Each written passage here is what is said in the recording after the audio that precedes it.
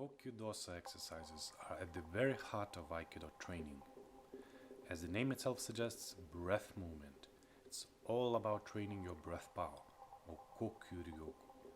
O-sensei said, we start with Kokyu Dosa and we end with Kokyu Dosa. And we train each other's Kokyu in Aikido. Also, Kokyu is where the real training is aimed. So Kokyu Dosa is specifically intended for that purpose. It's not about training from very rare situations as two-hand grab while seated. O-sensei never missed to teach this exercise at the end of the class. Standing exercises like Tai no Hinko or Morote Dori Kokyu Ho are for the same purpose, but seated exercises serves this purpose even better.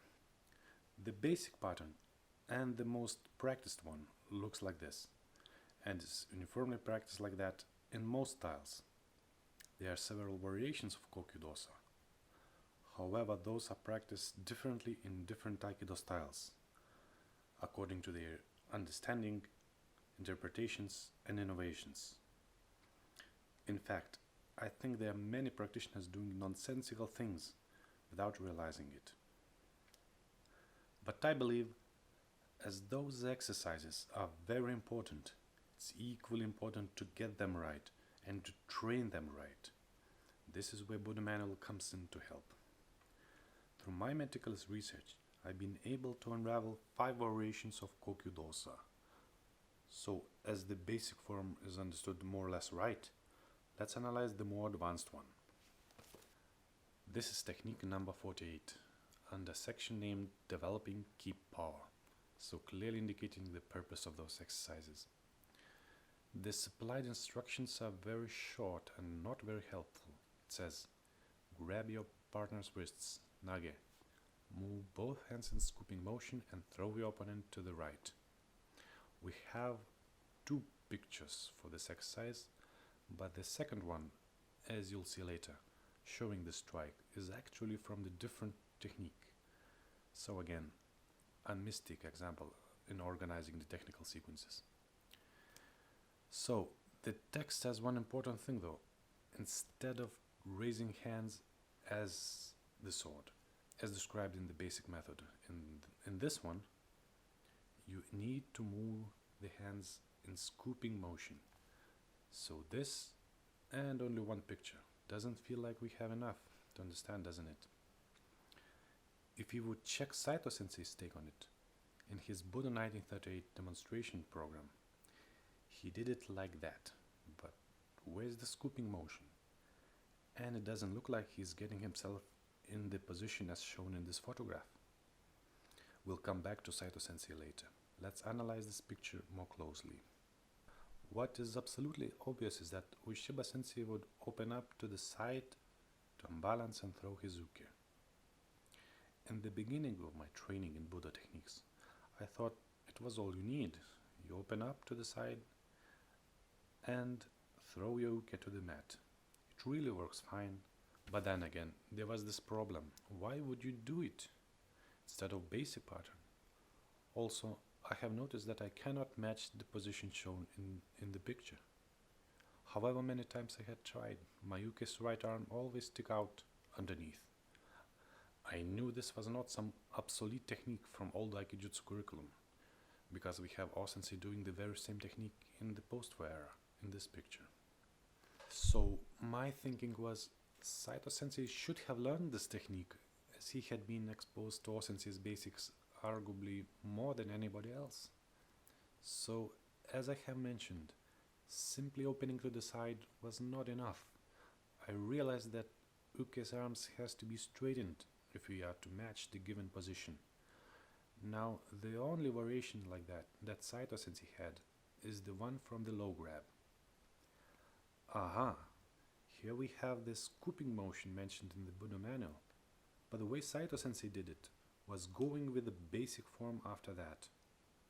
So, after all this trouble of leaning backward and unbalancing him forward and straightening his arms, why would you lean back again and go with the basic form from such a different circumstances? You don't. O-sensei never taught like that. You need to continue his unbalanced forward position and throw opening to the side. This is how you get into this position. A perfect match, isn't it? An elegant technique completely lost in modern era, and I believe for the first time presented here again. So then, where did this distinct movement of opening to the side has gone in Saito Sensei's curriculum? There it is. It found its way in the variation of pinning of the arms to the knees, therefore making both variations incorrect. To tell you the truth, I have found that most Kokyu variations taught by Saito Sensei or other teachers are inaccurate. It all thanks to this wonderful document and my long hard research. Also, it wouldn't be possible without my Iwama Ryu background. You might get an impression that I'm criticizing Iwama Ryu tradition and Saito Sensei, but that's not really the case. I'm simply honestly showing the results of my meticulous research. As a person with strong historical knowledge in Aikido, for me Saito Sensei is amongst the 3 Aikido teachers that I respect the most. So again, after you've been grabbed in lower position and find it hard to raise your arms because of his descending weight, you use your hips and lean backward. This is what straightens his arms and unbalances him forward, this scooping motion. Then shift sideways and throw your uke to the mat. As you can see, my right arm ends up holding his left, not as shown in the picture, where Nage holds Uke's left arm with his own left. Also, Uke's natural falling position is different. In short, this second picture showing this technique has been improperly placed. So this is Kokyu variation as practiced and taught by your sensei himself. Once again, what is important is to develop Kokyu Ryoku, or ki power. That's power of your center, your Kikai Tanden. This is the engine, the platform of all techniques. Nothing really works without it, or makes a good sense. On basic level, this is what gives you enough strength and stability to perform all those techniques.